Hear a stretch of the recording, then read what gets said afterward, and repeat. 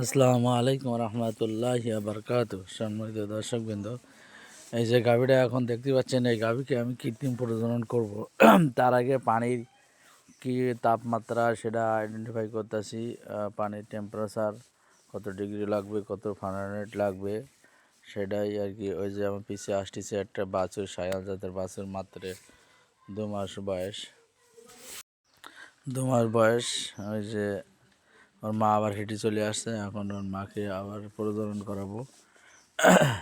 আমরা এর আগেই 2 ডাক ছেড়ে দিয়েছে, কারণ তখন যেমন একটা জমিতে একটা ফসল ওঠার পরে সেই জমিকে কিছুদিনের জন্য রেস্ট বা বিশ্রামে রাখতে হয়, তেমনি একটি গাভী বাচ্চা দেওয়ার পরেও তার কিন্তু 45 দিন রেস্টে রাখার প্রয়োজন। তারপরে যদি হিটে আসে, তারপরে তাকে কৃত্রিম প্রজনন করাতে হবে। তা দর্শকবৃন্দ, এটা হলো যেদিন বাছুর হচ্ছিলো, ওখান থেকে 28 দিন পর হলো হেঁটে আসছিল খামারে, আমাকে ফোন দেয়। আমি কিন্তু তাকে এই কথা বলছিলাম বা এই পরামর্শ দিয়েছিলাম, সেই পরামর্শ তিনি অ্যাকসেপ্ট করেছিল। পুনরায় আবার 60-65 দিনের মাথায় হেঁটে আসছে। আবার হলো খামারে আমাকে ফোন দেয়। আমি আগে চেক করে দেখি জিনিসটা সঠিক কিনা, দেখে আসলে সিমেন্ট দেওয়ার সময় হয়ে গেছে। এখন গরুটা দেখেন, আমি হাতে তেল নিচ্ছি, কৃত্রিম প্রজনন করবো ইনশাল্লাহ।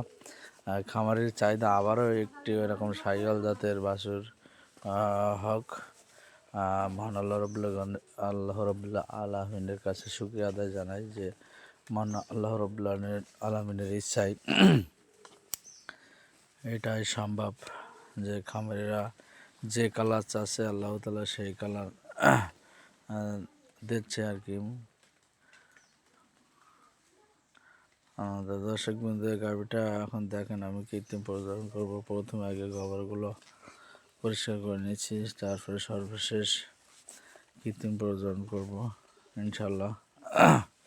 দেখেন,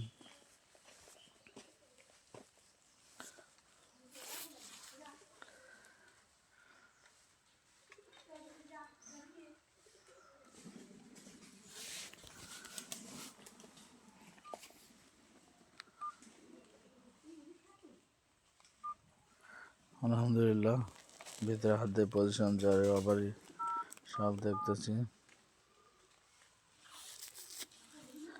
ভিডিওটা দেখার জন্য ধন্যবাদ। আসসালামু আলাইকুম রহমতুল্লাহ।